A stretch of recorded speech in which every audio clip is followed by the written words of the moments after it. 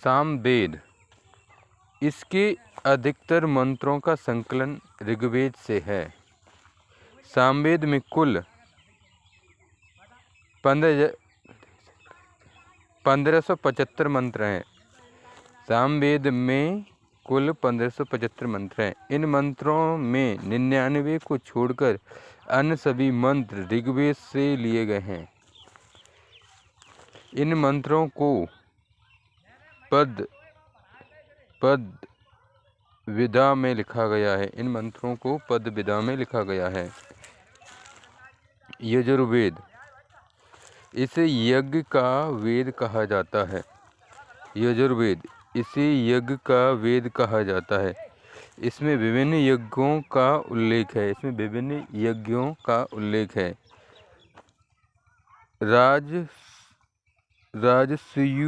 राजसूय यज्ञ, राजा जब सिंहासन पर बैठता था तब करवाता था। राजसूय यज्ञ, राजा जब सिंहासन पर बैठता था तब करवाता था। वाजपेय यज्ञ, यह यज्ञ राजा अपने मनोरंजन तथा अपने शौर्य को दिखाने के लिए करवाता था। वाजपेय यज्ञ, यह यज्ञ राजा अपने मनोरंजन तथा अपने शौर्य को दिखाने के लिए करवाता था। अश्वमेध यज्ञ, क्षेत्र का विस्तार करने के लिए करवाता था। अश्वमेध यज्ञ क्षेत्र का विस्तार करने के लिए करवाता था।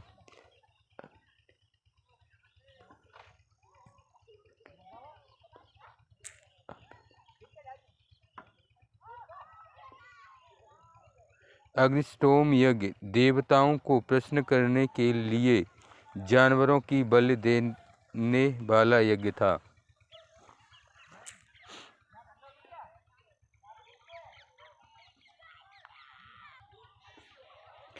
अग्निष्टोम यज्ञ देवताओं को प्रसन्न करने के लिए जानवरों की बलि देने वाला यज्ञ था। ये यजुर्वेद का पाठ करने वाले पुरोहित अर्धर्यो, ऋग्वेद का पाठ करने वाले पुरोहित अर्धर्यो कहलाता था। इस वेद के 2 भाग थे, शुक्ल यजुर्वेद, कृष्ण यजुर्वेद। शुक्ल यजुर्वेद, कृष्ण यजुर्वेद।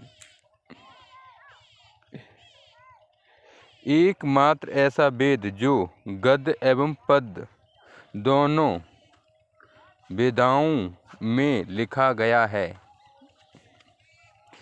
यजुर्वेद में यज्ञों की तथा कर्मकांड की चर्चा है। यजुर्वेद में यज्ञों तथा कर्मकांड की चर्चा है।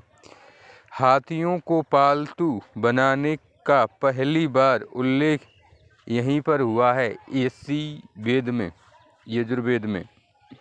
अथर्ववेद, इसे मूल वेद नहीं माना गया, अर्थात ये वेद त्रयी का हिस्सा नहीं है। इस वेद का पाठ करने वाला पुरोहित ब्रह्मा कहलाता है। इस वेद में ही आयुर्वेदिक औषधियों का ज्ञान दिया गया है। इसी वेद में वास्तुशास्त्र का ज्ञान है। इसी वेद में जादू टोना तंत्र मंत्र से संबंधित जानकारी दी गई है। अथर्ववेद में सभा और समिति को प्रजापति की पुत्रियां कहा गया है। सभा और समिति को प्रजापति की पुत्रियां कहा गया है। उपनिषद, गुरु के समीप बैठकर ज्ञान लेना। उपनिषद का मतलब गुरु के समीप बैठकर ज्ञान लेना। इसे भारतीय दर्शन शास्त्र का प्राचीनतम ग्रंथ कहते हैं। इनकी कुल संख्या 108 है। इसमें 12 प्रमुख उपनिषद हैं? इसमें 12 प्रमुख उपनिषद हैं।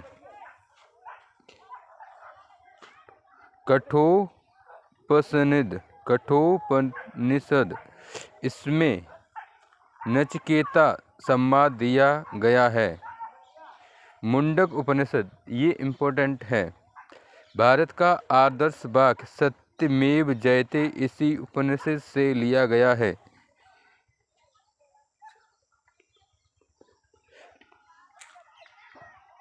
ज्वालोपनिषद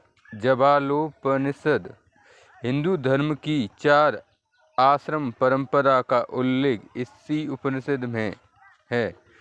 ज्वालोपनिषद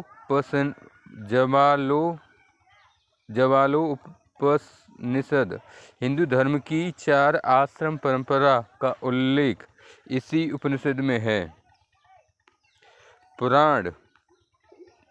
पुराण लोमहर्ष अग्रश्रवा के द्वारा लिखा गया है। पुराण लोमहर्ष अग्रश्रवा के द्वारा लिखा गया है। पुराण को अर्ध ऐतिहासिक ग्रंथ मानते हैं। पुराण को अर्ध ऐतिहासिक ग्रंथ मानते हैं। पुराणों की कुल संख्या 18 है। पुराणों की कुल संख्या 18 है।